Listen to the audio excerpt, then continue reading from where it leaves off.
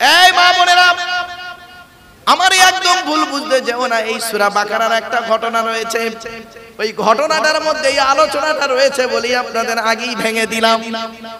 ঘটনাটা কি এবার শুনুন, ভালো করে শুনে নিন মা বোন বাবাজি যুবক ভাইরা। ঘটনাটা কি ভালো করে শুনে নিন। মুসা নবীর জামানায়, কোন নবী? জোরে বলুন। মুসা নবীর জামানায় দুই বন্ধু ছিল। ভালো করে ঘটনাটা শুনে নিন, কেন উত্তরটা পেয়ে যাবেন। কেন ওর নাম হলো সূরা বাকারা? মারাত্মক ঘটনা একটা আছে, যে ঘটনাটা কি একটু শুনেন। মুসা নবীর জামানায় দুই বন্ধু ছিল, খুব অন্তরঙ্গ বন্ধু। একজন বন্ধুর একটা সুন্দরী মেয়ে ছিল। ভালো করে শুনে নিন এই ছেলেরা, একজন বন্ধুর একটা সুন্দরী মেয়ে ছিল। তা বন্ধুর মেয়ে মানে কি হবে? মেয়ের সমতুল্য। আরে ভাই বলুন না। এই বন্ধু বলছে, বন্ধু তোর কাছে আমার একটা আবদার আছে, আবেদন আছে। কি তুই পূরণ করবি? বলছে কি? বলে তোর মেয়ের সঙ্গে আমার বিয়ে দিবি। আচ্ছা এটা কি সম্ভব? বলেন। অসম্ভব। তখন বলছে তুই বললি কি করে রে? আমার মেয়ে মানে তো তোরই মেয়ে, তুই আমার মেয়েকে বিয়ে করবি? তবে শোন, আমি বেঁচে থাকতে আমার মেয়ের সঙ্গে তোর বিয়ে দেবো না। এ বন্ধু দেখলো যে ও বেঁচে থাকতে ওর মেয়ের সঙ্গে আমার বিবাহ দেবে না, তাহলে ও মরে গেলে ওর মেয়েটা এতিম হবে, আর এতিম মেয়েকে বিয়ে করতে কোনো বাধা নেই। ও করলো কি? ওর বন্ধুকে মার্ডার করে দিল। শুনে নিন ঘটনাটা। মার্ডার করে দিল, লাশটা পড়ে আছে। আর ওই লাশের সামনে চিৎকার করে করে বলছে, আমার বন্ধুকে কে মেরেছে তার বিচার চাই, তার ফাঁসি চাই, তার এই চাই তাই চাই। কিছু বুঝতে পারছেন কথাটা? এলাকার লোকজন জড়ো হয়ে গেছে, গিয়ে বলছে কি ব্যাপার ভাই, তোর তো অন্তরঙ্গ বন্ধু, মারলোটাকে? বলে তাই তো বলছি, আমার বন্ধুকে কে মেরেছে তার বিচার চাই। সত্যি তো, কেউ ভুলেও বিশ্বাস করে না যে বন্ধু মেরে বন্ধুর হয়ে অত চেল্লাচ্ছে। কেউ বিশ্বাস করবে? তখন শুনে নিন ঘটনাটা, কেন সূরার নাম বাকারা। এবারে এলাকার মানুষেরা বললো এই একটা কাজ কর। বলে কি? বলছে আমাদের এলাকায় একটা এই দুই ভাই আছে, মুসা আর হারুন, ওরা নাকি নবী। ওদের যা বলবে ওরা নাকি ওদের আল্লাহকে জিজ্ঞাসা করে সব বলে দেবে। চল মুসার কাছে চল। বলে এলাকার মানুষেরা করলো কি? মুসা নবীর কাছে গেল। ঘটনাটা শুনে নিন। মুসা নবীর কাছে গেল, গিয়ে বলল মুসা, এই লোকটা তোমার কাছে এসেছি, তোমার আল্লাহ, তোমার তাওরাত কিতাব তোমার উপরে এসেছে, এটা সত্য না মিথ্যা? তুমি সত্য নবী কিনা প্রমাণ হবে আজকে। বলছে কি? বলছে এই লোকটাকে কে মেরেছে সেই হত্যাকারীকে খুঁজে বের করে দিতে হবে। যদি তুমি বের করতে পারো তাহলে আমরা তোমাকে সত্য বলে মেনে নেব। কিছু বুঝতে পারছেন ঘটনাটা? মুসা নবী বললেন ভাই দেখো, আমার নিজস্ব বলার কোনো ক্ষমতাই নেই। যিনি আমাকে নবী করে পাঠিয়েছেন, রাসূল করে পাঠিয়েছেন, আমি তাকেই জিজ্ঞাসা করছি। ক্লিয়ার? মুসা নবী আল্লাহকে বললেন, আল্লাহ একটা বড় সুযোগ পেয়ে গেছি, যদি ওই হত্যাকারীকে কে মেরেছে, ওই মৃত ব্যক্তিকে কে মার্ডার করেছে, যদি হত্যাকারীর নামটা যদি আপনি আমাকে বলে দেন, আমি যদি ওদেরকে সঠিক প্রমাণ দিয়ে বলে দিতে পারি, ওরা ইসলামের মধ্যে প্রবেশ করবে, তাওরাতের মধ্যে প্রবেশ করবে, আপনার দ্বীনের মধ্যে প্রবেশ করবে। আল্লাহ আপনি দয়া করে বলে দিন। আল্লাহ কিন্তু ভালো রকম জানেন, ও বেটাদের বললেই ওরা করবে কি উল্টো ব্যাক নেবে। দেখবেন কিছু মানুষ আছে, দেখবেন সহজে কোনো জিনিস মেনে নেয় না, আছে না? হাজারো বোঝালেও বুঝবে না। আবার কত মানুষ আছে দেখবেন সামান্য বোঝালেই জিনিসটা বুঝে নেয়। ব্যাস চুপ। এরপরে মুসা নবী যখন আল্লাহকে বলেছে, আল্লাহ বলছেন এবার শুনুন, আল্লাহ বলছে মুসা ওদেরকে বলো একটা গরু জবে করতে। কি বলল?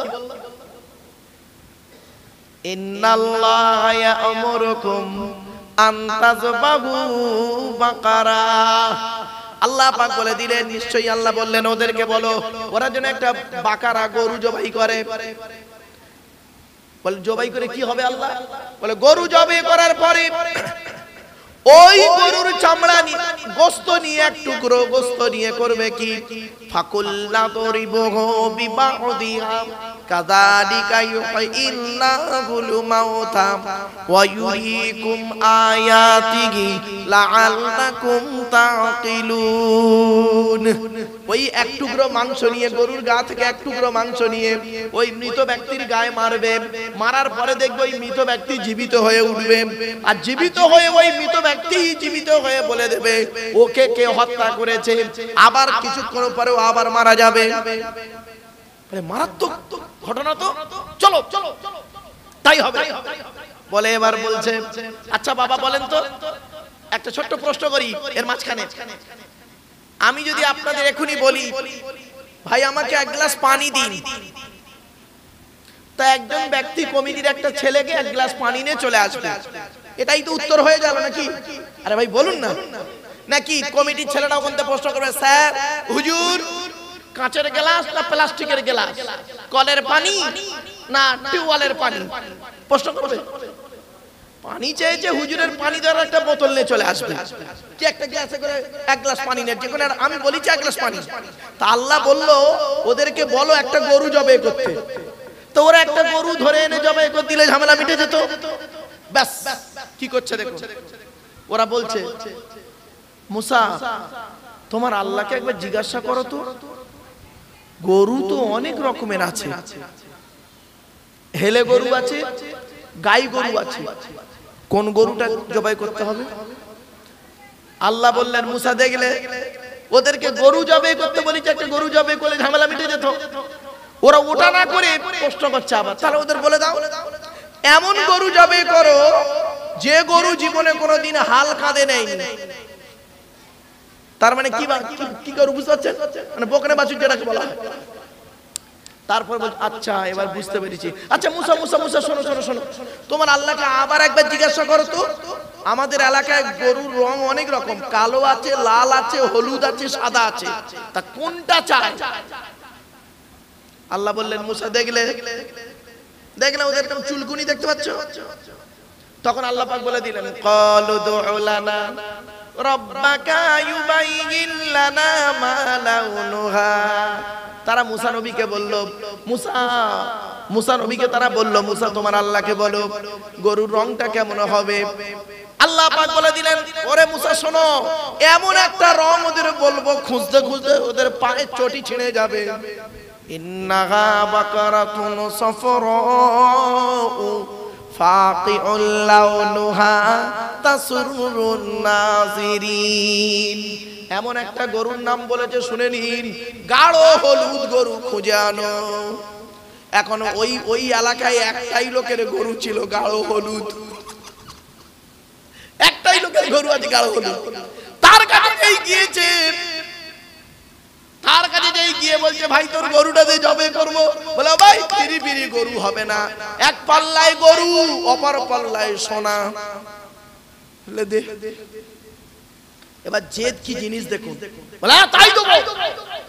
এক পাল্লায় গরু অপর পাল্লায় মাল দিল, দিয়ে গরুটাকে নিয়ে আসলো, নিয়ে এবার গরুকে জবাই করবে। আল্লাহ পাক বললেন মুসা রে ওরা তো ঈমান সহজে আনবে না, তবে আমি তোমাকে ওরা প্রশ্ন করেছি প্রমাণটা দেওয়ার জন্য আমি তোমাকে বলে দিলাম। তারা করলো কি, ওই মাংস এক টুকরো নিয়ে যখন ওই মৃত ব্যক্তির গায়ে মারলো, মারার পরে মৃত ব্যক্তি জীবিত হয়ে বলছে ওরে গ্রামের মানুষেরা শোন, আমার হত্যাকারী অন্য কেউ নয়, এই বন্ধুই হলো আমার হত্যাকারী। বলে কারণ হলো আমার কলিজার টুকরা সুন্দরী মেয়েকে বিবাহ করার লোভে, সুন্দরী মেয়েকে বিবাহ করার লোভে আমাকে হত্যা করেছে। এই ঘটনাকে কেন্দ্র করে সূরাটির নাম রাখা হলো সূরাতুল বাকারা। ঘটনাটা অনেক বড়, আমি জাস্ট আপনাদের বোঝার। মুরব্বি চলে যাচ্ছে নাকি বাবা? বয়স্ক লোক, অবাক। আর কতক্ষণ হবে? আধা ঘন্টা হবে? হ্যাঁ, আরো চলবে? তার মানে কি জানে, খুব বড় টেনশন হয় জানে। হট করে একজন উল্লি বুকের বোঝে ধাস করে ধাক্কা মারে, ওই মনে হয় 500 টাকা কেটে নিল কমিটি। রাখতে রাখেন না, এমনি বললাম বাবা। হয় দেখেন ও লোকটা উঠেছে, ও চলে যাচ্ছে। লাস্টে গোটা কত বাচ্চাকে নিয়ে মোনাজাত হবে, অসুবিধা হবে? একবার তাকবীর দেন, নারায়ে তাকবীর, নারায়ে তাকবীর। একবার দরুদ শরীফ, আল্লাহুম্মা, জোরে জোরে।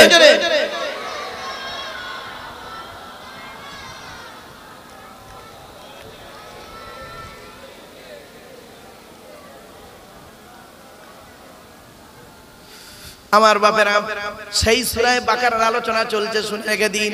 আমার মা বোনদের বলে যাচ্ছি, মায়েরা, বোনেরা, বাবাজিরা, আল্লাহর নবী বলেছেন যে বাড়িতে সূরা বাকারা পড়া হয় ওই বাড়িতে জিন, ভূত, পরী, জাদু, বানটোনা কিছুই লাগবে না।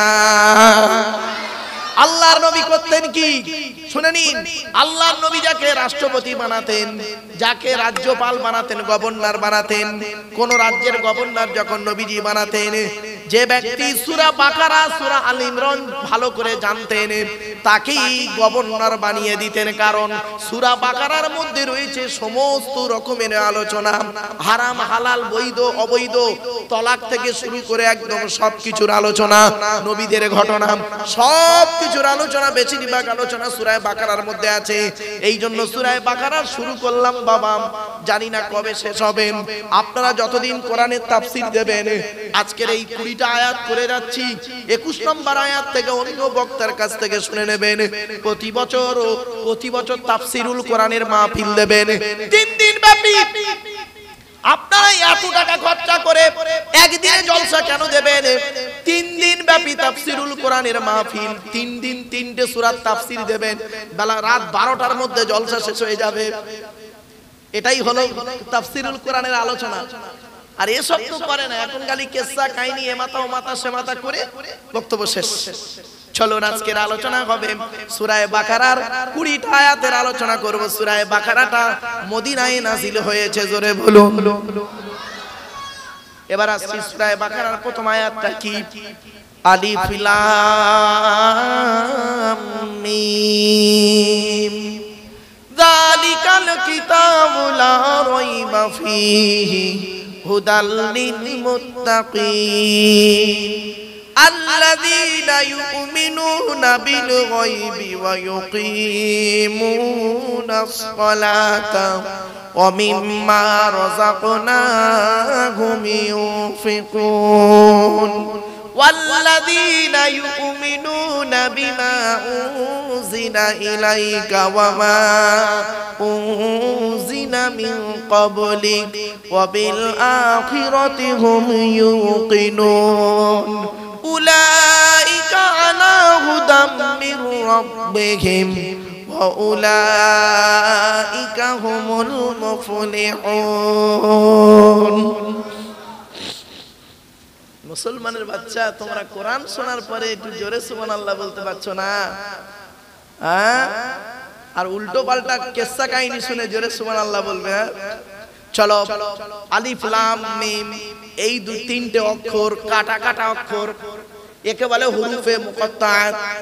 এই হরফের অক্ষরের মানে পৃথিবীর কোনো ব্যক্তি জানে না, আল্লাহ এবং তার রাসূল ভালোই জানে। একমাত্র আল্লাহ রাব্বুল আলামিনের ব্যাখ্যা জানেন। তবে অনেক মুফাসসিরগণ, আলেম উলামারা আলিফ লাম মিম 3টের ব্যাখ্যা করেছেন। নিজেদের মন মতো ব্যাখ্যা করে লাস্টে কি বলেছেন শুনুন, আমি এই জ্ঞান আমার জ্ঞান মতে এতগুলো লিখলাম, এর ব্যাখ্যা এই হতে পারে, এই হতে পারে, এই হতে পারে, আলিফ থেকে এই হতে পারে, লাম থেকে এই হতে পারে, মিম থেকে এই হতে পারে। কেউ বলেছে আলিফে আল্লাহ, লামে লা ইলাহা ইল্লাল্লাহ, মিমে মুহাম্মাদুর রাসূলুল্লাহ। আবার অনেক আলোচনা রয়েছে বাপ। ছোট্ট একটা কথা আপনাদের বলে যাচ্ছি, শুনে নিন। এ থেকে জেড পর্যন্ত অ্যালফাবেট বলে তো? আরে বাপ বলেন না। আচ্ছা, এ অক্ষরটা আগে কেন বলুন? এ অক্ষরটাকে আগে দেওয়া আছে কেন? বিটা দিলে ক্ষতি কি ছিল? অ থেকে চন্দ্রবিন্দু চাঁদ, অ অক্ষরটা আগে কেন? আর আলিফ থেকে ইয়া পর্যন্ত আলিফ অক্ষরটা আগে কেন? আপনি বলবেন আমি আলিফে আল্লাহ। একজন অমুসলিম, সে আল্লাহ মানে না, সে ভাষা শিখতে এসেছে, সে আলিফে আল্লাহ মানবে কেন? ঠিক না বেঠিক? অমুসলিম, সে আল্লাহ বিশ্বাস করে না, সে আলিফে আল্লাহ মানবে না। কি বুঝলেন? আলিফ শব্দের অর্থ কি? আগে আলিফ শব্দের অর্থটা বলে যাচ্ছি, শুনে কে বলবো?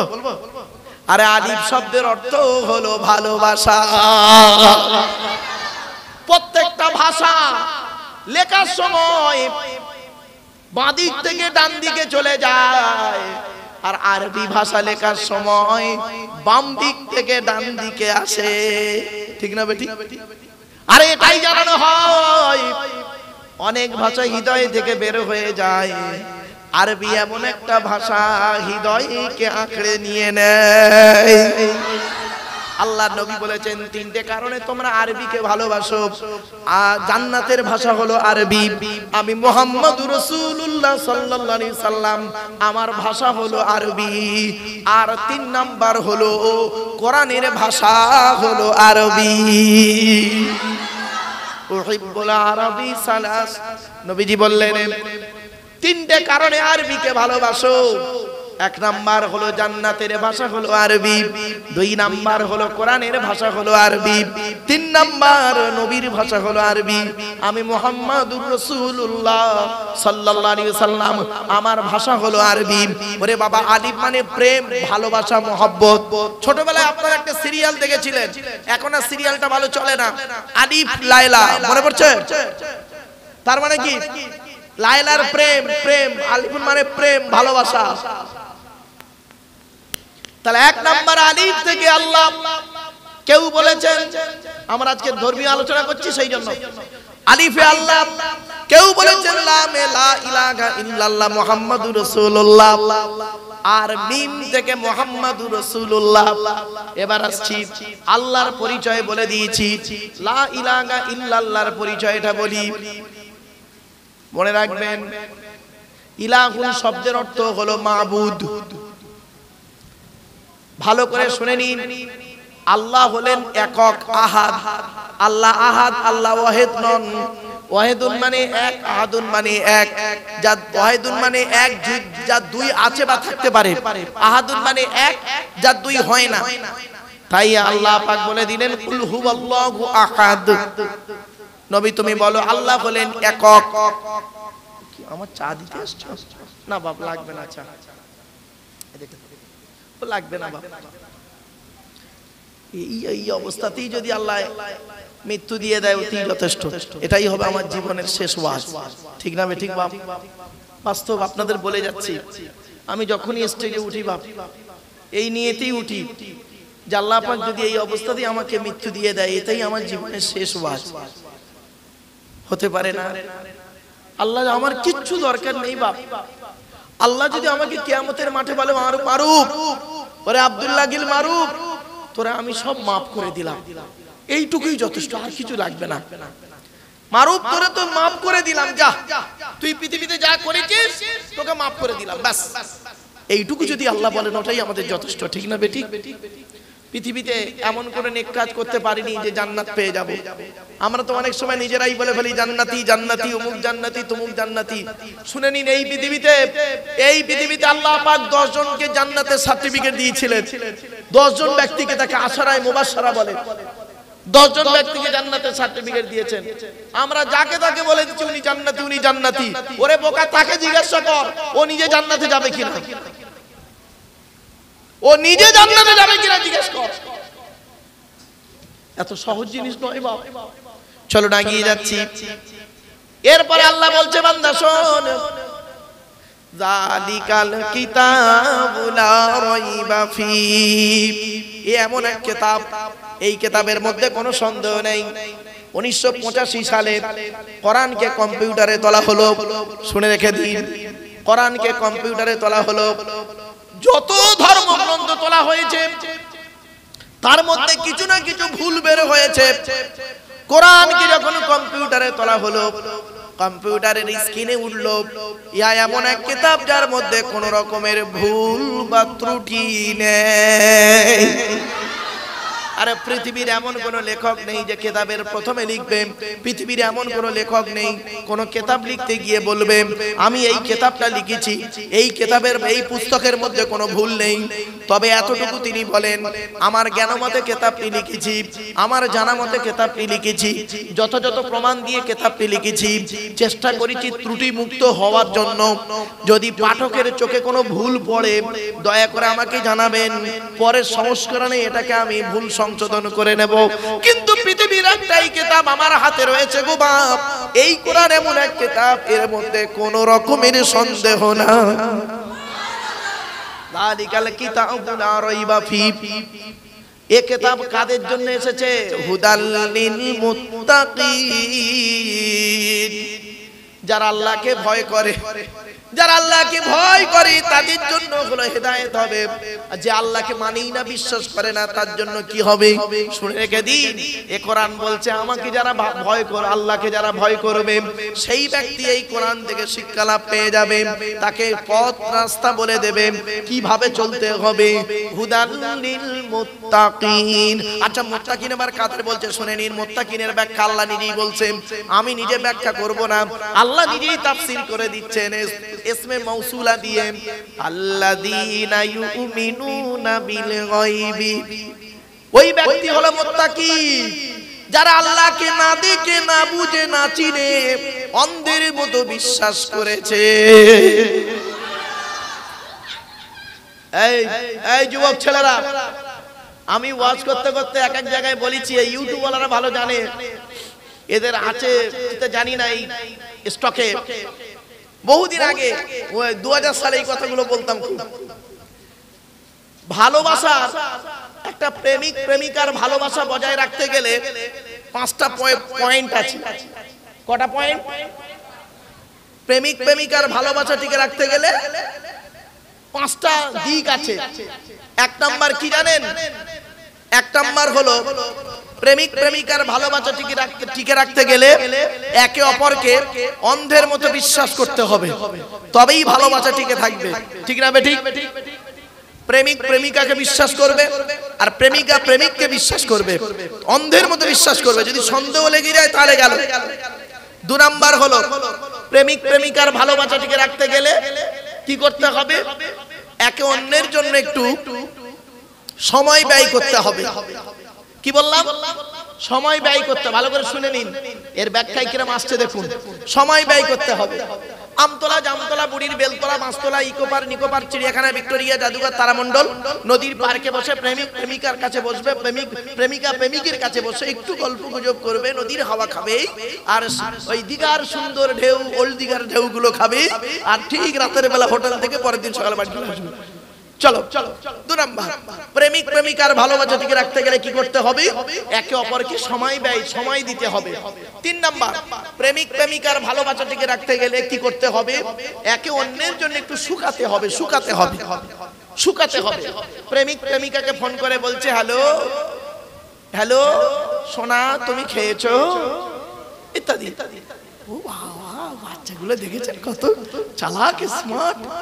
আরে বাবা, আমি বাস্তব বলছি। তখন আমি বারুইপুরে থাকতাম। বারুইপুরে এমএ সেকেন্ড ইয়ারের ছেলে মেয়েদের পড়িয়ে আমি হোটেলে খেতে গেছি।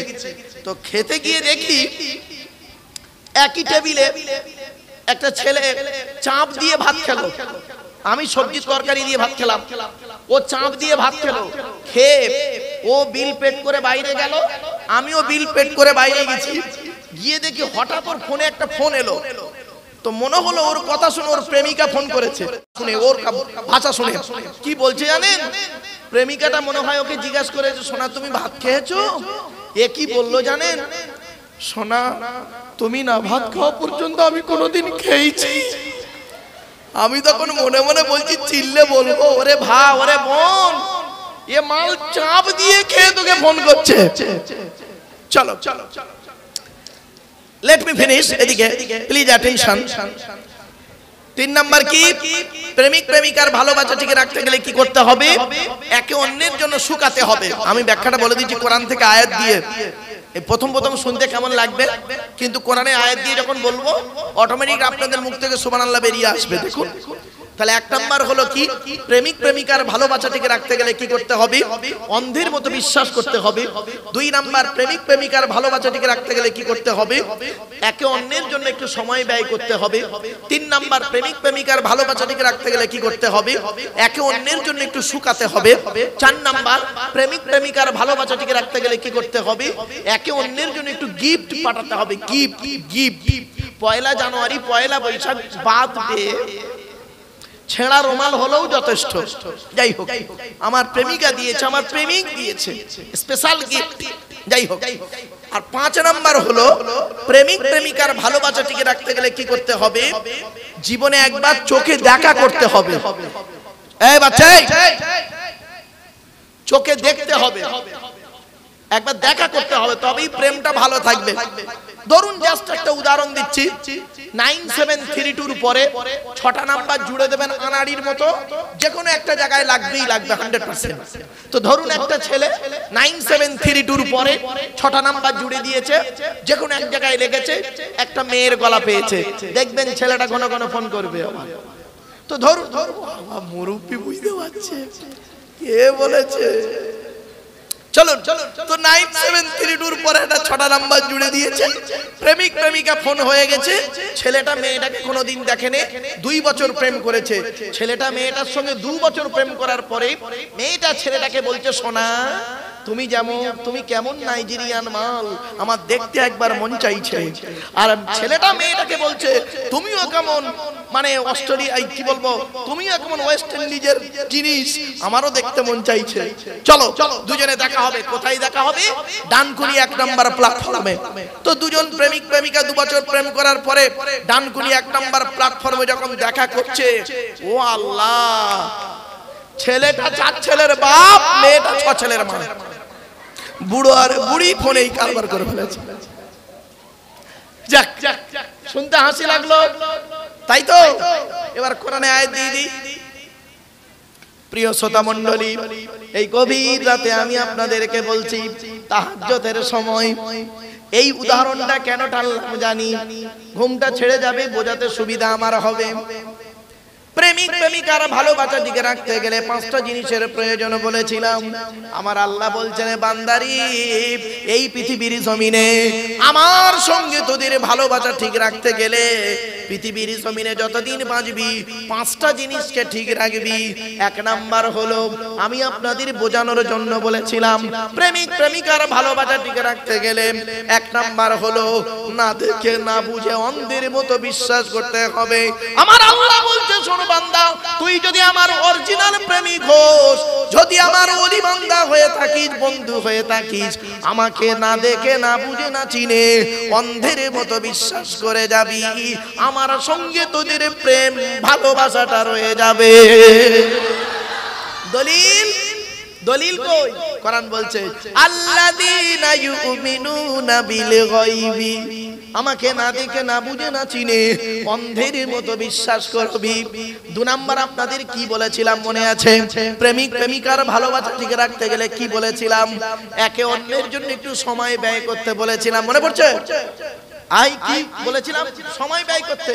আল্লাহ বলে বান্দা শোন, আমার সঙ্গে তোদের ভালোবাসা যদি টিকে রাখতে চাস, আমতলা জামতলা বুড়ির বেলতলা মাছতলা ইকো পারে চিড়িয়াখানা ভিক্টোরিয়া জাদুঘর যেখানেই তুই থাকিস না কেন, 5 ওয়াক্ত যখন আযান তোর কানে পৌঁছে যাবে ওখানেই ওযুটা করে নামাজটা আদায় করে দিবি।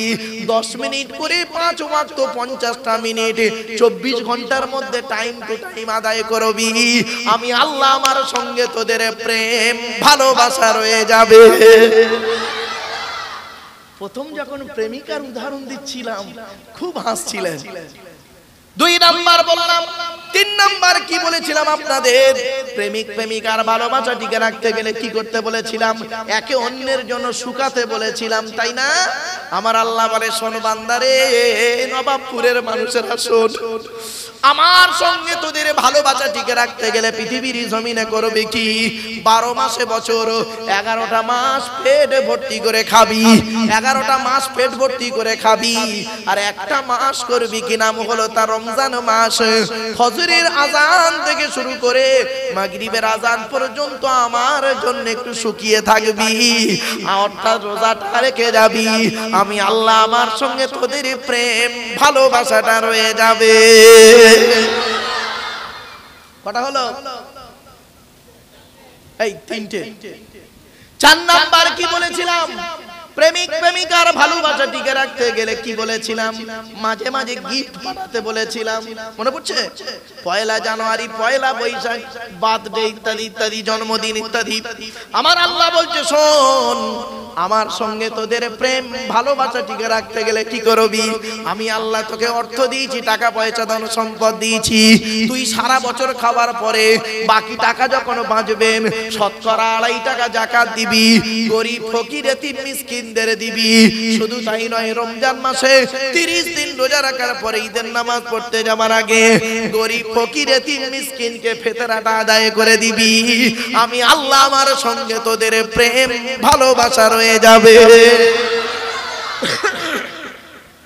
কটা হলো? 4টে। 5 নম্বরে কি বলেছিলাম? প্রেমিক প্রেমিকার ভালোবাসা টিকে রাখতে গেলে কি করতে বলেছিলাম? একে অন্যের সঙ্গে দেখা করতে হবে, ঠিক না বেঠিক?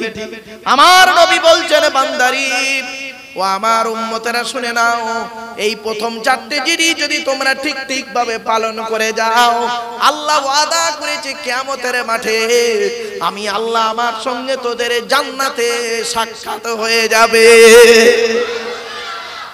বাড়ি থেকে ভাববে, আমার বক্তব্য শুনতে গেলে একটু ব্রেন লাগবে, তাই আল্লাহ বললেন এমন মুত্তাকি কারাম আল্লাযীনা ইউমিনুনা বিল গায়বি, যারা আল্লাহকে না দেখে না বুঝে না চিনে অন্ধের মতো বিশ্বাস করেছে। 2 নাম্বার হলো ওয়া ইউকিমুনাস সালাত, যারা নামাজ কায়েম করেছে। তাহলে প্রথম নাম্বার হলো মুমিন ব্যক্তি। মুমিন হতে গেলে সর্বনিম্ন হলো 5টা গুণ, আর সর্বাধিক হলো 30টা গুণ কোরআনে আছে, আর হাদিসে আছে 70টা গুণ। 30 আর 70 100টা গুণ যার মধ্যে আছে, সেই লোকটা হলো খাঁটি মুমিন। 100টা গুণ থাকতে হবে। চলুন আমি সংক্ষেপে বলে দিচ্ছি বাবা। মুমিনের প্রথম সর্বনিম্ন কটা গুণ? সর্বনিম্ন কটা বললাম বাবা? 5টা, তাই তো? কোরআন বলছে, আমি বলিনি, ইন্নামাল মুমিনুনা আল্লাযীনা ইযা যুকিরাল্লাহু ওয়াজিলাত কুলুবুহুম ওয়া ইযা তুলিয়াত আলাইহিম আয়াতুহু যাদাতুহুম ঈমানা ওয়া আলা রাব্বিহিম ইয়াতাওয়াক্কালুন আল্লাযীনা ইউকিমুনাস সালাত ওয়া মিম্মা রাযাকনাহুম ইউনফিকুন উলাইকা হুমুল মুমিনুনা হাক্কান লাহুম দারাজাতুন ইনদা রাব্বিহিম ওয়া মাগফিরাতুন ওয়া রিজকুন কারীম। বাপেরা, কোরআন তেলাওয়াত শুনতে খারাপ লাগছে? আমি যে টোনে পড়ছি এই টোনটা কোনো বক্তার টোনের সঙ্গে মিলবে না। আমি একজন মেয়ে ছেলের কোরআন তেলাওয়াত নকল করি, সেই মেয়েটি আর পৃথিবীতে বেঁচে নেই।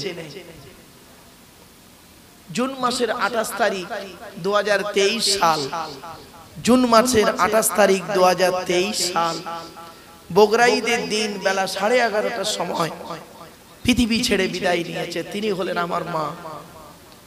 বন্ধুরে, অক্টোবর মাসের 3 তারিখ 2019 সাল শুক্রবার আমি আমার বাপকে হারিয়েছি। বাপ আর মা কি জিনিস এখন বুঝতে পারছি। পকেট ভর্তি টাকা ছিল, পকেট ভর্তি টাকা ছিল, বাপ আর মাকে বাঁচাতে পারিনি। টাকা দিয়ে যদি মানুষ বাঁচতো তাহলে মৃত্যু জিনিসটা আর থাকতো না। ডাক্তারকে অনেক রিকোয়েস্ট করেছিলাম, ডাক্তার বলল, স্যার হায়াত মৌতের মালিক যদি আমরা হতাম তাহলে অনেক কিছু হয়ে যেত। বন্ধুরে, যারা এখানে বসে আছেন, এই বাচ্চা,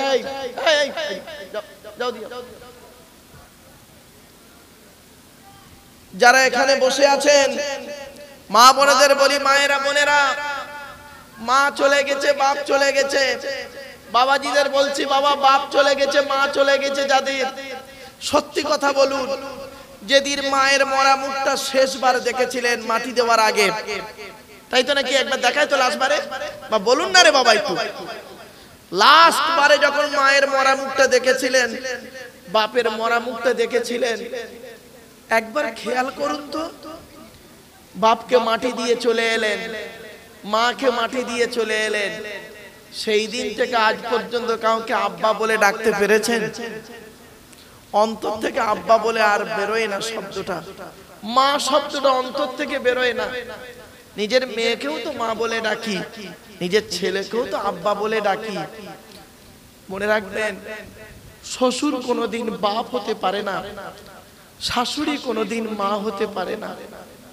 ওরে যুবক, ওরে যুবক, তোদের বাম্মা বেঁচে আছে বুঝতে পারিসনি, যেদিন তোদের বাম্মা মরে যাবে সেই দিন বুঝবি। তোর আহা বলার মতো দেখবি লোক তোকে ফুটবলের মতো ব্যবহার করবে, আর যতদিন তোর বাপ আর মা বেঁচে থাকবে দেখবি গ্রামের অন্য কোন লোক একটা টু শব্দ করতে গেলে তার জবান টেনে ছেড়ে দেবে, বাপ জানো ওর বাম্মা বেঁচে আছে। বাম্মা এমন জিনিস, জীবনে কোনোদিন বাম্মাকে কাঁদাইও না। এজন্য অনুরোধ করে বলে যাচ্ছি, মা যে কি জিনিস, বাপ যে কি জিনিস, যাদের হারিয়েছি তারা বুঝতে পারছি। যাদের বাম্মা বেঁচে আছে তারা মনে করে বাম্মা বড্ড জ্বালাচ্ছে, আমার শ্বশুর শাশুড়ি খুব ভালো। ওরে বোকা, তোর শ্বশুর তোর বাপ হয়েছে 20 বছর পরে তার মেয়ে দেওয়ার কারণে, ঠিক না বেঠিক? তোর শাশুড়ি তোর মা হয়েছে 20 বছর পরে মেয়ে দেওয়ার কারণে, আর তোর মা হয়েছে যেদিন তুই পেটে এসেছিলিস সেই দিন থেকে। মায়ের পেটের ভিতরে বাচ্চা যখন লাথি মারে, মা তখন আনন্দে হেসে ফেলে। ওই বাচ্চা পৃথিবীর মুখ থেকে যখন কারোর কথা শুনে মার গায়ে লাথি মারে, মায়ের চোখ ফেটে পানি পড়ে। দুটোই লাথি, একটা মায়ের পেটের ভেতরে লাথি, একটা পেটের বাইরে লাথি। বন্ধুরে, অনুরোধ করে বলে যাচ্ছি, বুড়ো বুড়ি বাম্মাকে কাঁদাইও না। যাদের বাড়িতে বুড়ো বুড়ি বাম্মা বেঁচে আছে, এখনো সময় আছে, ভুল যদি করে তাকে ক্ষমা চেয়ে নিও। আর বাপ আর মাকে গুরুত্ব দিও। টাকা পয়সা, গাছের প্রথম ফলটা, মাসের প্রথম মাইনেটা কার পিছনে ব্যয় করবে জানো? এই কোরআন বলছে, আমি বলিনি। ইয়াসআলুনাকা মাযা ইউনফিকুন কুল মা আনফাকতুম মিন খায়রিন ফালিল ওয়ালিদাইনি ওয়াল আকরাবিন। 2 নম্বর পারা 12 নম্বর পৃষ্ঠা 13 নম্বর লাইন, সূরার নাম সূরা বাকারার মধ্যে আল্লাহ বললেন, নবী তোমাকে ওরা প্রশ্ন করছে টাকা পয়সা কোথায় ব্যয় করলে আল্লাহ খুশি হবে। নবী তুমি বলে দাও, তোমাদের সর্বপ্রথম টাকা পয়সাগুলো তোমরা তোমাদের বুড়ো বুড়ি বাম্মার পিছনে ব্যয় করবে, আল্লাহ খুশি হয়ে যাবে। বাপের পিছনে পয়সা ব্যয় করতে কষ্ট না? মায়ের পিছনে পয়সা ব্যয় করতে কষ্ট? তুমি কি জানো তোমার শরীর যখন অসুস্থ হয়েছিল, তোমার বাপ দিল্লি বোম্বাই ছিল, মিরাট সুরাট গুজরাট হায়দ্রাবাদ লখনৌ বেনারস আসাম ত্রিপুরা মেঘালয়ে পড়েছিল তোমার বাপ, তোমার মা কোলে করে নিয়ে হেরিকেনটা ধরে পাগলের মতো ছুটেছিল হসপিটালে ডাক্তারখানায়। সেই মা এখন তোমার কাছে খুব কষ্টকর। আল্লাহর নবী বলেন রাদিয়াল্লাহু ফি রাদিয়াল ওয়ালিদাইন ওয়া সাকতুল্লাহি ফি সাকতিল ওয়ালিদাইন। আল্লাহর নবী বলেন, এই ছেলে মেয়েরা, হকের উপরে তোমাদের বাম্মা যদি নারাজ থাকে আল্লাহ নারাজ হয়ে যাবে, হকের উপরে বাম্মা যদি খুশি হয়ে যায় আল্লাহ খুশি হয়ে যাবে। খবরদার বাম্মাকে কাঁদায়ো না। তাই আল্লাহ পাক কোরআনের মধ্যে জানিয়ে দিলেন, আল্লাযীনা ইউমিনুনা বিল গায়বি, যারা আল্লাহকে না দেখে না বুঝে অন্ধের মতো বিশ্বাস করেছে। ওই ঈমানের ৭০টা ভাগ, তার মধ্যে একটা হলো পিতামাতার অবাধ্য যারা হয় তারা হলো বেঈমান, তাদের ঈমান নাই। অনুরোধ করে বলে যাচ্ছি,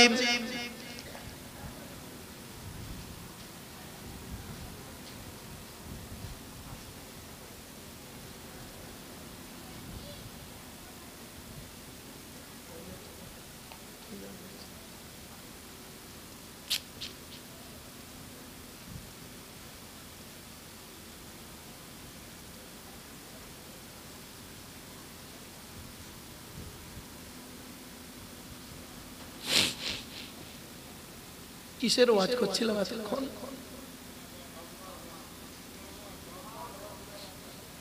বাম্মার ওয়াজ করছিলাম না? আমার খুব অন্তরঙ্গ ছেলে,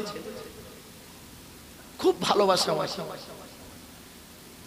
কিছুক্ষণ আগে ওর বাপ ইন্তেকাল করেছে, ইন্না লিল্লাহি ওয়া ইন্না ইলাইহি রাজিউন।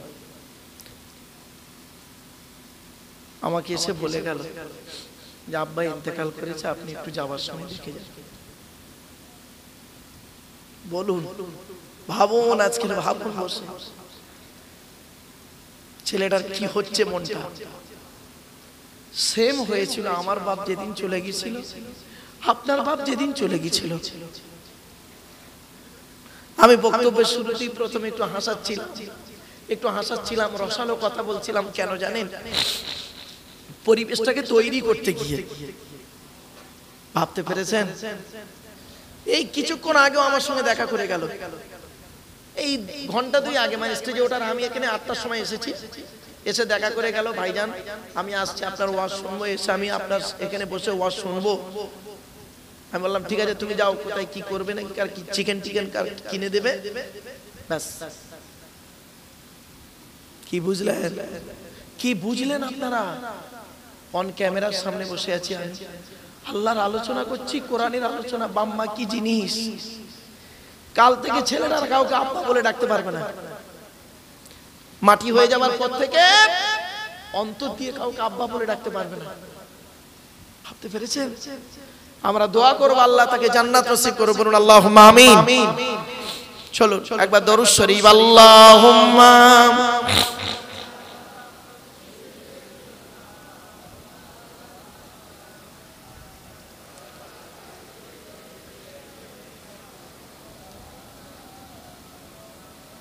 মাফেরা। আল্লাহর নবীর আরো হাদিস রয়েছে, যতদিন বাম্মা বেঁচে আছে মনে রাখবে, বাম্মাকে কোনোদিন কাঁদায় না। বলা হয়েছে মা মিন ওয়ালাদিন বাররিন ইয়ানজুরু ইলা ওয়ালিদাইহি নাযারা রাহমাতিন ইল্লা কাতাবাল্লাহু লাহু বিকুল্লি নাযরাতিন হাজ্জাতাম মাবরুর। সকালবেলা ঘুম থেকে উঠে যদি কোনো ছেলে মেয়ে তার বাপ আর মায়ের মুখের দিকে যদি দয়ার নজরে একবার তাকায়, আর যদি বলে আব্বা তোমার কি লাগবে বলো, ও মা তোমার কি লাগবে বলো, ওই ছেলে মেয়ের নামায় আমল নামায় একটা মকবুল হজের সওয়াব লিখে দেওয়া হয়। ভাবতে পেরেছেন? বাবা, যাদের মাম্মা অন্ধকার নীরব নগরে চলে গেছে, যাদের মাম্মা অন্ধকার নীরব নগরে চলে গেছে, অনুরোধ করে বলে যাচ্ছি, নবীজি বলেছেন, আমি বলিনি, মা মিন ওয়ালাদিন বাররিন ইয়ানজুরু ইলা ওয়ালিদ। শুধু তাই নয়, আল্লাহর নবী বলেছেন, যাদের মাম্মা মারা গেছে জুমার দিনে বাপ আর মায়ের কবরটা জিয়ারত করো। বাপ আর মায়ের কবরটা জিয়ারত করো। কোন ছেলে যদি জুমার দিনে বাপ আর মায়ের কবরটা একবার জিয়ারত করে, ওই ছেলের দোয়ার ওসিলায়, ওই ছেলের দোয়ার ওসিলায় বাম্মার কবরটাকে আল্লাহ আলোয় আলোকিত করে দেয়। এজন্য অনুরোধ করে বলে যাচ্ছি, বাপ খাঁটি ইমানদার হতে গেলে আল্লাহর আলোচনা করলেই নবীর আলোচনা আসবে, আর আল্লাহ নবীর আলোচনা করলেই বাম্মার আলোচনা আসবে। কিছু বুঝতে পারছেন? এজন্য যুবকদের বলে যাচ্ছি, বাপ যতদিন বাঁচবে চারজনকে খুশি রাখবে। এক নাম্বার, তুমি তোমার রব আল্লাহকে খুশি করো, তুমি আল্লাহকে খুশি করো, আল্লাহ তোমার সব দায়িত্ব নিয়ে নেবে। দুই নাম্বার, তুমি তোমার নবীকে খুশি করো, অর্থাৎ নবী যেভাবে খেয়েছে সেইভাবে খাও, নবী যেভাবে চলেছে সেইভাবে চলো, নবী যেভাবে ঘুমিয়েছে সেইভাবে ঘুমাও, নবী যেভাবে জীবন যাপন করেছে সেইভাবে জীবন যাপন করো, নবীর কথা মতো জীবন যাপন করো। তিন নাম্বার হলো জন্মদাতা বাপকে লক্ষ্য রাখো, জন্মদাতা বাপকে কোনোদিন কাঁদাইও না, আর অভাগিনী মাকে কোনোদিন কাঁদাইও না। এই চারজনকে যদি পুরুষ তুমি খুশি রাখতে পারো, তুমি জান্নাতি জান্নাতি জান্নাতি। চারজনকে খুশি করো, জান্নাত পাবে ইনশাআল্লাহ।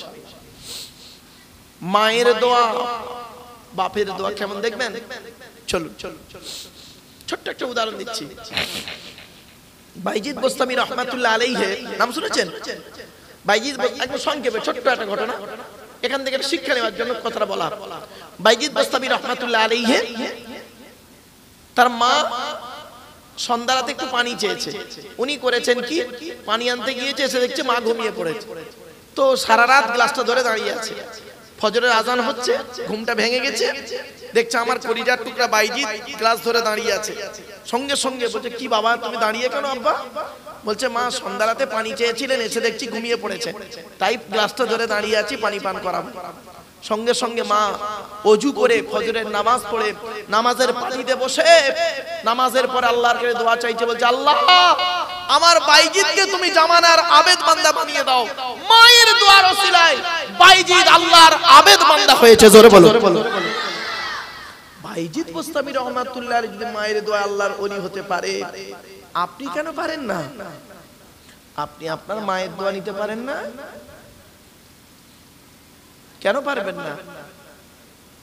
শুধু তাই নয়, বাপের দোয়ার ওসিলা শুনবেন।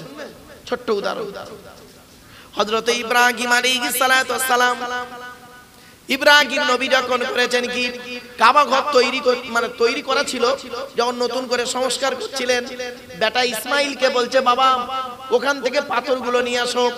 ইসমাইল নবী মাথায় করে পাথর আনছেন, ইব্রাহিম নবী সুন্দর করে গেঁথে দিচ্ছেন কাবা ঘরটাকে।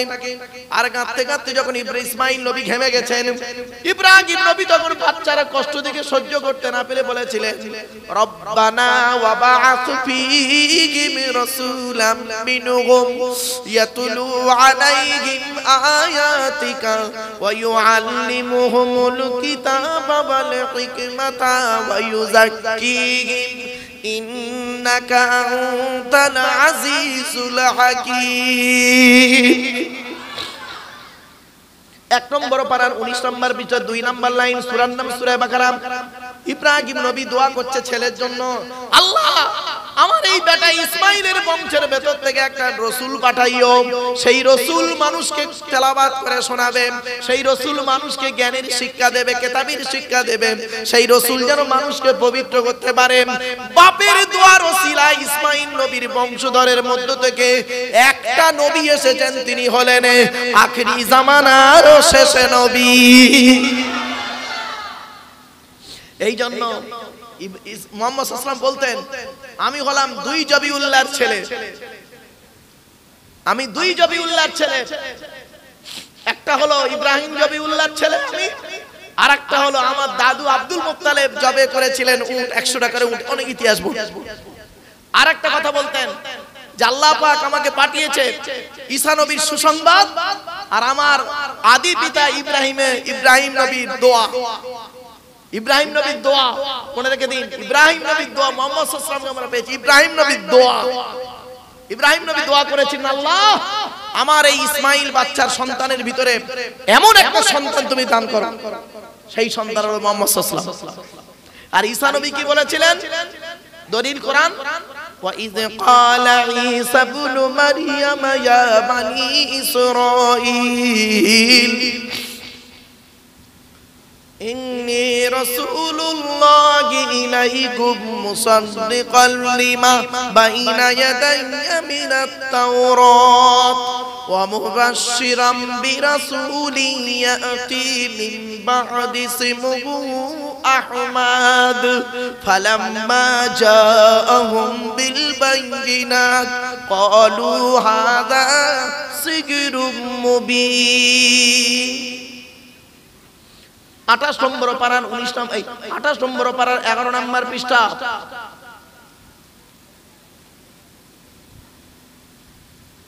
সূরার নাম সূরা সফের মধ্যে আল্লাহ জানিয়ে দিলেন 4 নম্বর লাইন, হযরতে ঈসা নবী বলছেন আমার পরে একজন নবীর আগমন ঘটবে, সেই নবীটার নাম হলো আহমদ। কি বললাম? জোরে বলুন। আচ্ছা, আমাদের নবীর নাম কি? মুহাম্মদ। আর ঈসা নবী কি বললেন? আহমদ। কোরআনে আহমদ শব্দটা এক জায়গায় আছে, আর মুহাম্মদ শব্দটা কোরআনে 4 জায়গায় আছে। এখন আহমদ আর মুহাম্মদ কে নামটা রাখলো শুনে নিন।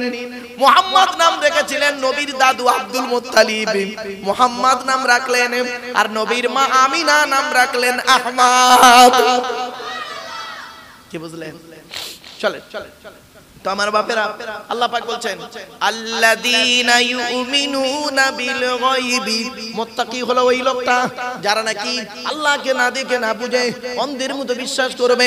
2 নাম্বার হলো ওয়া ইউকিমুনাস সালাত, যারা নামাজ কায়েম করবে। বাপেরা, নামাজ কারোর জন্য মাপ নাই, কারোর জন্য নামাজ মাপ নাই বিশেষ কারণ ছাড়া। মা বোনেদের বলে যাচ্ছি, মায়েরা বোনেরা, স্বামীকে নামাজের কথা বলবেন, আর স্বামীদের বলে যাচ্ছি স্ত্রীকে নামাজের কথা বলবেন। যদি না বলেন আপনাকে কিয়ামতের মাঠে আল্লাহ জবান টেনে ছেড়ে নেবে। অনুরোধ করে বলে যাচ্ছি মা, অনুরোধ করে বলে যাচ্ছি বাপেরা, নামাজ পড়ুন, নামাজ কারোর জন্য মাপ নাই। অনেক সময় কি হয় দেখবেন, জলসার জন্য কালেকশন করছে সারাদিন, 1 ওয়াক্ত নামাজ পড়ে, 1 ওয়াক্ত নামাজ পড়ে না, জলসার কালেকশন করতেই ব্যস্ত, সারাদিন ব্যবসায় ব্যস্ত। সোনার কাজ, গড়ির কাজ, বলের কাজ, ছেলাইয়ের কাজ, ঝালাইয়ের কাজ, ধুলোর কাজ, বালির কাজ, যত রকমের কাজ আছে সব কাজে ব্যস্ত। আর যেই নামাজের কথা বলে ভাই টাইম পাই না। আল্লাহ কোরআনে বলছেন, আমি বলিনি? ও সোনাওয়ালারা, তোমরা কি মনে করেছো এই সোনার ব্যবসা কিয়ামতের মাঠে আমাদের আযাবে জাহান্নাম থেকে নাজাত দেবে? চলুন কোরআন কি বলছে দেখি। আমি বলিনি? ইয়া আইয়ুহাল্লাযীনা আমানু হাল আদুল্লুকুম আলা তিজারাতিন তুনজিকুম মিন আযাবিন আলীম।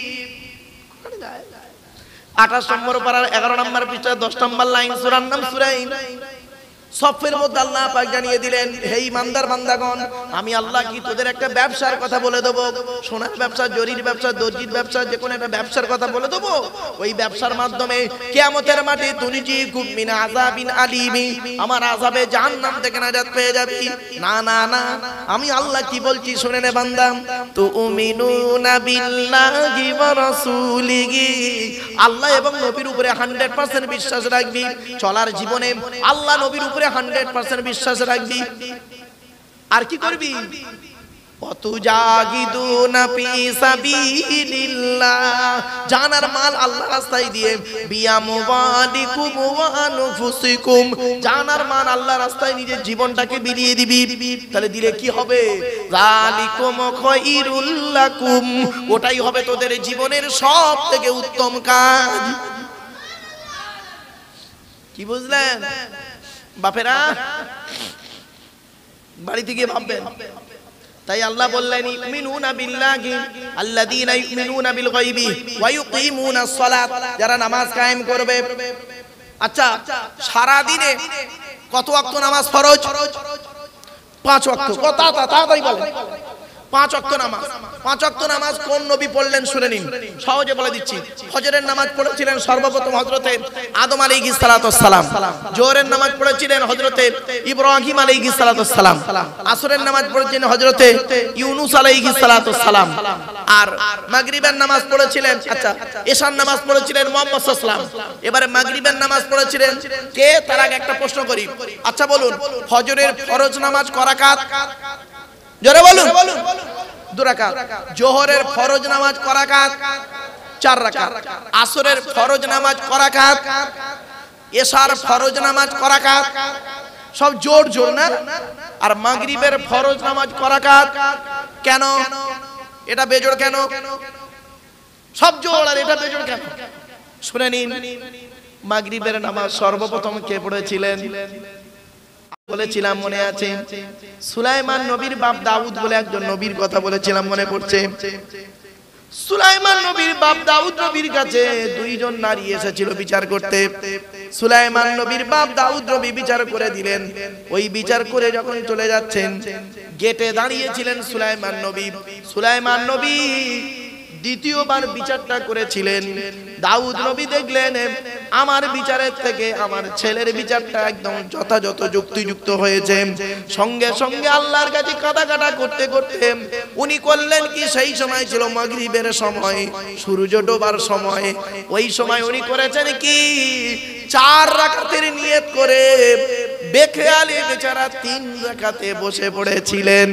মাগরিবের নামাজ এই জন্য 3 রাকাত আছে। ব্যাপক আলোচনা। চলো এবার আসছি সারা দিনে কত ওয়াক্ত নামাজ ফরজ? 5 ওয়াক্ত নামাজ ফরজ, ফজর, জোহর, আসর, মাগরিব, এশা। শুধু তাই নয়, সঙ্গে আরো কিছু নামাজের কথা যখন এলো আরো অনেক প্রশ্ন আসবে, উত্তরগুলো বলে দিচ্ছি শুনে নিন। আচ্ছা, প্রত্যেক ওয়াক্তের নামাজের আগে আজান হয় কবার?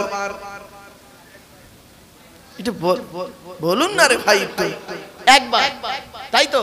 জুম্মার দিনে আজান হয় কবার? কেন?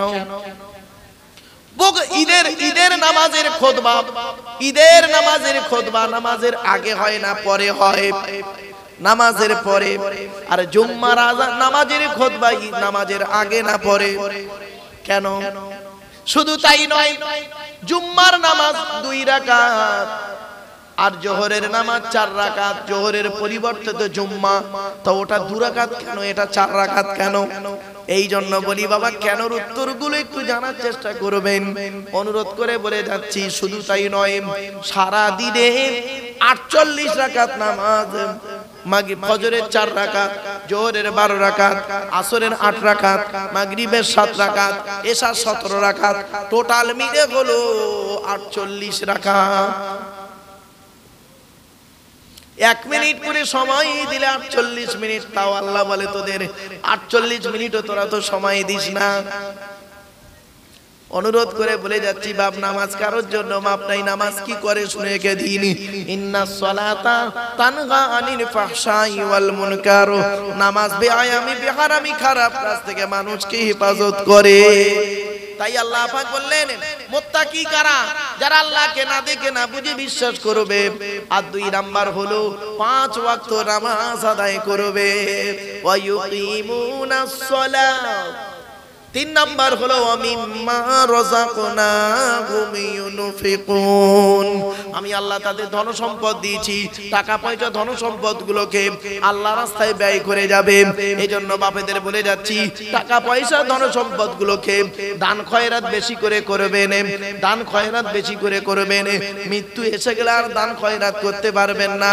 কোরআন জানিয়ে দিয়েছে, আমি বলিনি, ওয়া আনফিকু মিম্মা রাযাকনাকুম মিন ক্বাবলি আইয়াতিয়া আহাদাকুমুল মাউতু ফায়াকুলা রাব্বি লাউলা আখখারতানি ইলা আজালিন করিব ফাআসাদদাকা ওয়া আকুম মিনাস সালিহিন। সূরা মুনাফিকুনের মধ্যে আল্লাহ বলে দিলেন, ওরে মৃত্যু আসার আগে টাকা পয়সা ধন সম্পদগুলোকে আল্লাহর রাস্তায় দান করে যা, মরণ এসে গেলে আর দান করতে পারবি না। নবী বলেছেন ইযা মাতাল ইনসান ইন কতান কু আমালুহু ইল্লা মিন সালাসা। তিন নাম নবীজি বললেন মানুষ মরে যায়, আমলের দরজা বন্ধ হয়ে যায়। তিনটে দরজা খোলা থাকে। এক নাম্বার হলো সাদাকাতুন জারিয়া, পৃথিবীতে যদি কোনো দান খয়রাত করে যান কবরে শুয়ে শুয়ে সওয়াব পাবেন। দুই নাম্বার হলো আও ইলমিন ইনতাফাউ বিহি, যদি কোনো বিদ্যা দ্বীনি বিদ্যা রেখে যান, বিদ্যা থেকে উপকৃত হতে পারলে কবরে শুয়ে শুয়ে সওয়াব পাবেন।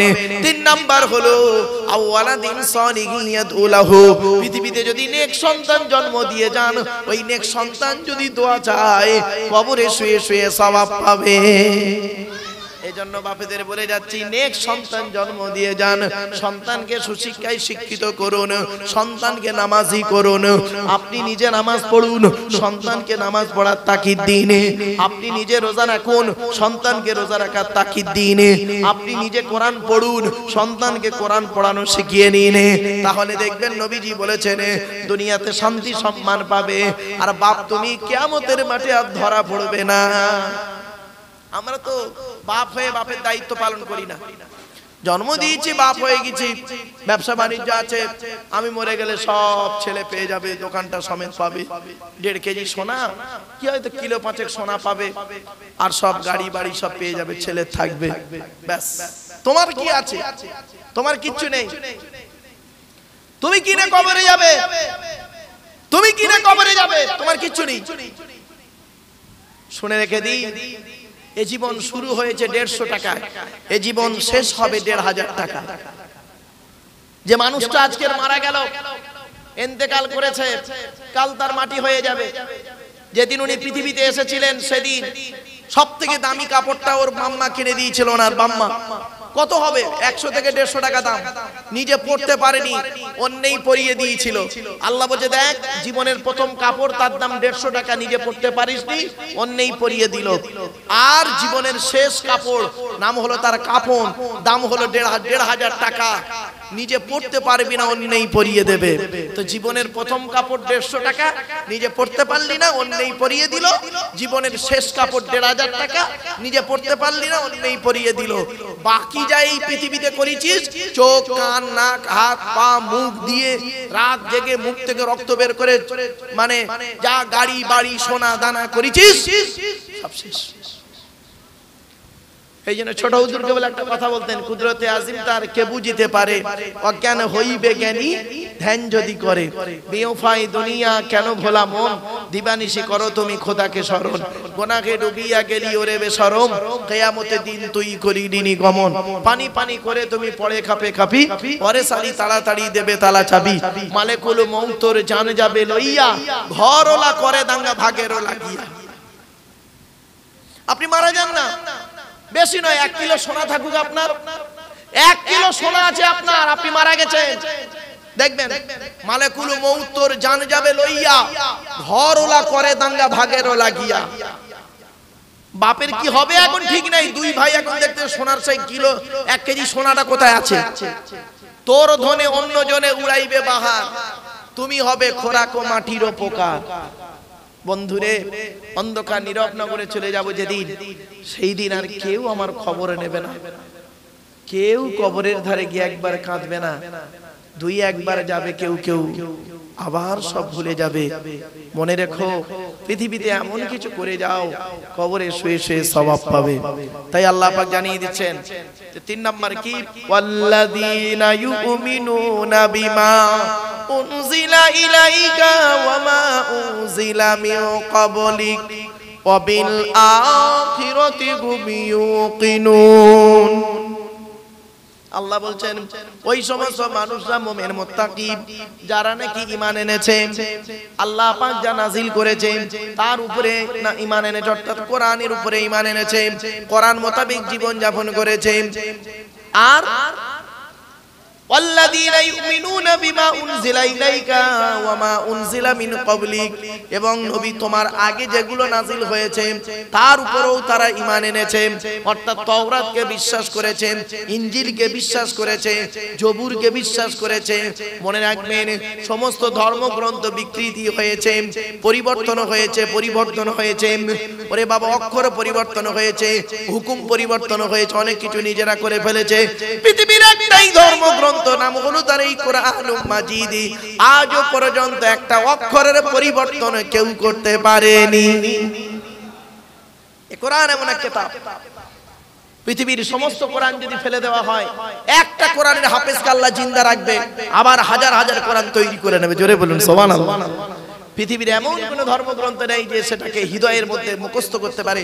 একটা বাচ্চা ছেলে সেও কোরআন মুখস্থ করে, ভাবতে পেরেছেন বাবা?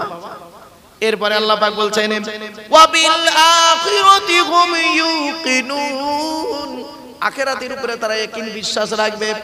মৃত্যু আমার হবে এটাই বিশ্বাস করবেন, কিন্তু পরকালে যে আপনাকে উঠতে হবে এটাও আপনাকে বিশ্বাস করতে হবে। পরকালে আমার জবাব দিতে হবে। স্ত্রীর হক সম্পর্কে আমাকে জিজ্ঞাসা করবে, ছেলে মেয়ের হক সম্পর্কে আমাকে জিজ্ঞাসা করবে, ভাই বোনের হক সম্পর্কে জিজ্ঞাসা করবে, প্রতিবেশীর দায়িত্ব সম্পর্কে প্রশ্ন করবে, আমার নামাজ রোজা সম্পর্কে প্রশ্ন হবে। এই জবাব আমাকে দিতে হবে কিয়ামতের মাঠে। আল্লাহ বলে, সেই দিন তোর মাপবরে فأما من ثقلت موازينه فهو في عيشة راضية وأما من خفت موازينه فأمه حاوية وما أدراك ما هي نار حامية। আল্লাহ বলে, সেই দিন যার নেকির পাল্লা ভারী হবে তার ঠিকানা হবে জান্নাত, যার নেকির পাল্লা হালকা হবে তার ঠিকানা হবে জাহান্নাম, হাবিয়া নামক জাহান্নাম। তাই বাপেদের বলে যাচ্ছি, টাকা পয়সাগুলো গুনে গুনে গুনে গুনে জমা করে করে ব্যাংকে না রেখে, আর গুনে গুনে এথায় ওথায় না রেখে দয়া করে একটু আল্লাহর রাস্তায় দান করে যান। আল্লাহ কোরআনে বলছেন, ওয়াইলুল লিকুল্লি হুমাযাতিন লুমাযা, ওই সমস্ত লোকদের প্রতি জাহান্নাম যারা সামনে দুর্নাম বদনাম করে, পেছনে দুর্নাম বদনাম করে। আল্লাযী জামাআ মালাও ওয়া আদ্দাদা, যারা টাকা পয়সা ধন সম্পদ গুলোকে জমা করে করে রাখে আর গুনে গুনে রাখে, তারা ধারণা করে, মনে করে এই টাকা পয়সা ধন সম্পদ গুলো আমার চিরস্থায়ী থাকবে। আল্লাহ বলেন, কাল্লা, কখনোই নয়। হুতামা নামক জাহান্নাম পুড়িয়ে সব ছারকার করে দেবো। মনে রাখবি, এই পৃথিবীতে আমি প্রথমেই বলেছিলাম বাবা, নিজের নিজের করেন, আমার আমার করেন, তিনটে জিনিস আমার মনে পড়ছে, তিনটে জিনিস আমার, বাড়ি থেকে বাপের। এরপরে আল্লাহ পাক বলছেন, আখিরাতকে তোকে বিশ্বাস করতে হবে, কিয়ামতের মাঠে তোকে উঠতে হবে। কিয়ামতের সেই দিনের কথা খেয়াল করো। কিয়ামত কবে হবে জানেন বাবা? অসুবিধা হচ্ছে আপনাদের? আর একটু হবে না, বন্ধ করে দেবো? হবে? একবার তাকবীর দেন, নারায়ে তাকবীর, নারায়ে তাকবীর। একবার দরুদ শরীফ, আল্লাহুম্মা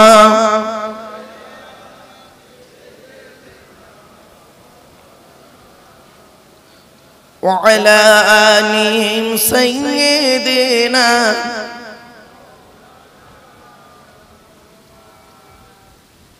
বাপেরা, কিয়ামত কবে হবে শুনে একদিন, পৃথিবী ধ্বংসের লক্ষণ কয়েক কটা ঝপঝপ করে শুনে নিন। এই পৃথিবী শুরু হয়েছে একদিন, এই পৃথিবী ধ্বংস হবে একদিন। পৃথিবী ধ্বংসের কয়েক কটা লক্ষণ কি কি? এক নাম্বার, নবী বললেন পৃথিবী ধ্বংসের লক্ষণ হলো বিদ্যা সমাজ থেকে উঠে চলে যাবে। মাধ্যমিক, উচ্চ মাধ্যমিক, বিএ পাস, এমএ পাস, আলেম, হাফেজ, মাস্টার, ডাক্তার, ইঞ্জিনিয়ার, প্রফেসর বেড়ে গেছে।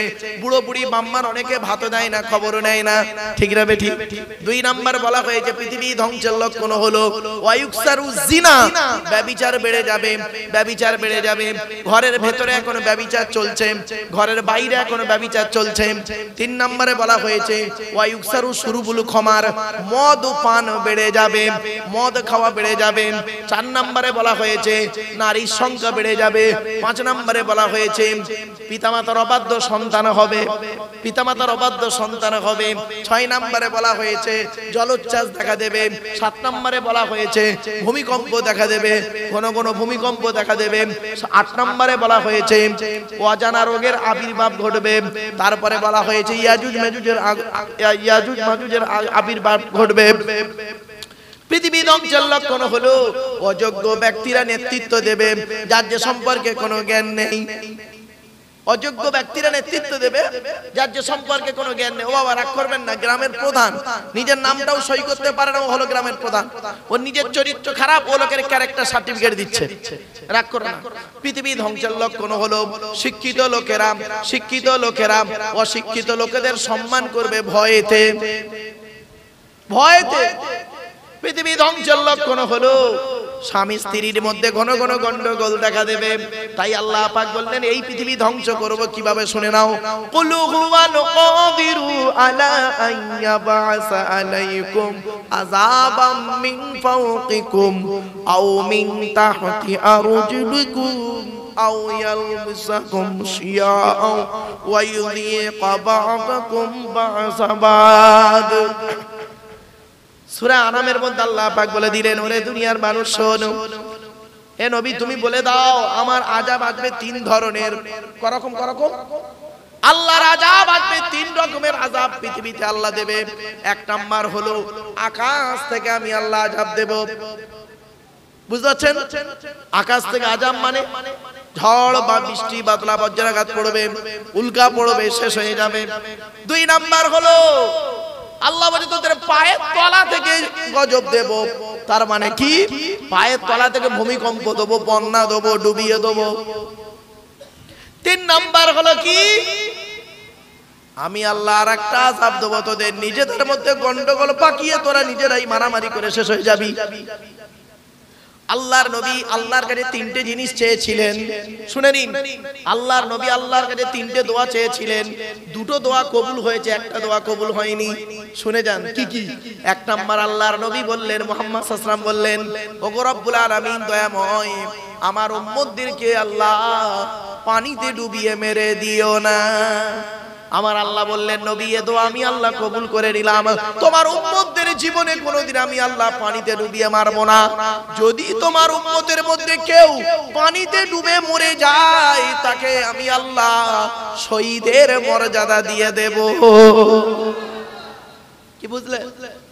দুই নাম্বার নবীজি বললেন, ওগো রব্বুল আলামিন, আমার উম্মতদেরকে কোনোদিন না খাইয়ে মেরে দিও না।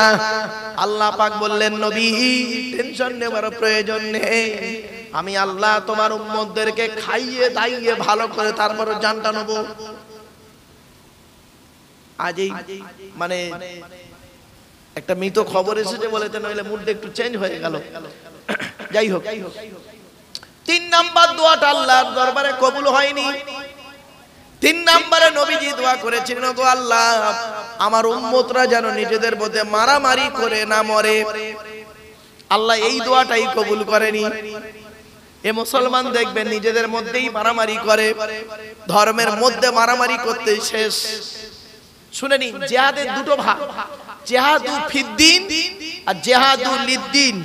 ফি মানে মধ্যে, লাম্মা লি মানে জন্য।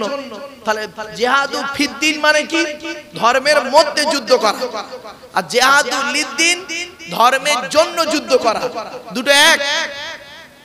ধর্মের জন্য যদি যুদ্ধ করতে গিয়ে যদি আপনি মারা যান, তাহলে শহীদ জান্নাতি। আর যদি জীবিত ফিরে আসেন, যুদ্ধ জয়লাভ করে ফিরে আসেন, আপনাকে আল্লাহ বলছেন গাজী। গাজী কি বললো? গাজী। তাহলে আপনি যদি ধর্মের জন্য যুদ্ধ করতে গিয়ে মরেন, তাহলে আপনি হলেন জান্নাতি শহীদ। আর যদি ফিরে আসেন জীবিত, তাহলে গাজী, আল্লাহর কাছে সম্মানিত ব্যক্তি, গাজী আপনি একজন। আর ধর্মের মধ্যে যুদ্ধ করে যদি মরেন, ধর্মের মধ্যে যুদ্ধ করে, ধর্মের মধ্যে যুদ্ধ মানে বুঝতে পারছেন?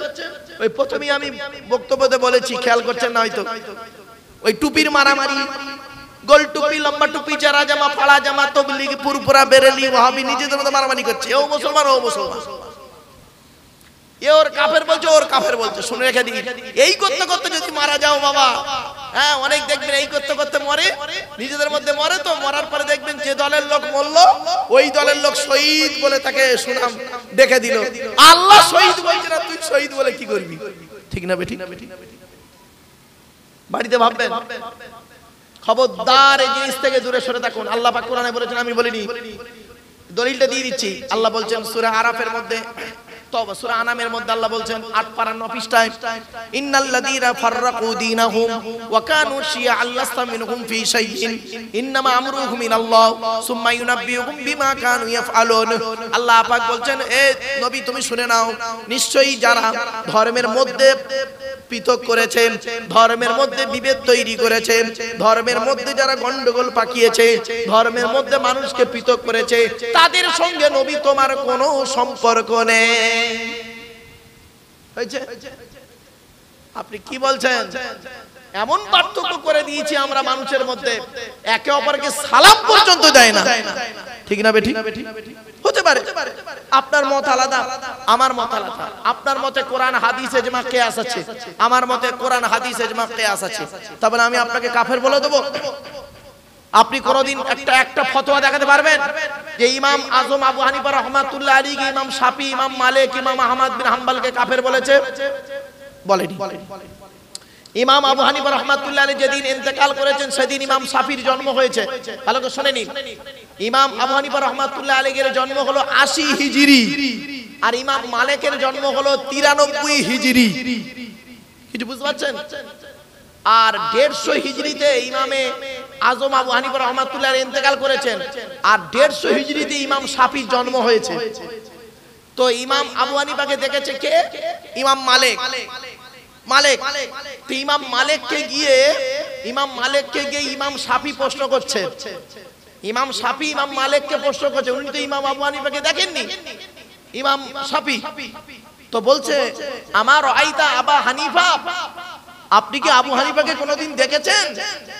ইমাম মালিককে প্রশ্ন করছে। তখন ইমাম মালিক বলছে, আমি এমন একজন লোককে দেখেছি যিনি যুক্তির মাধ্যমে কাঠকে সোনা বানিয়ে দিতে পারতেন। এমন একজন আলেমকে, এমন একজন মানুষকে আল্লাহ পাক আমাকে দেখিয়েছে। ইমাম আবু হানিফা ইমাম শাফিকে কাফের বলেনি। ইমাম শাফি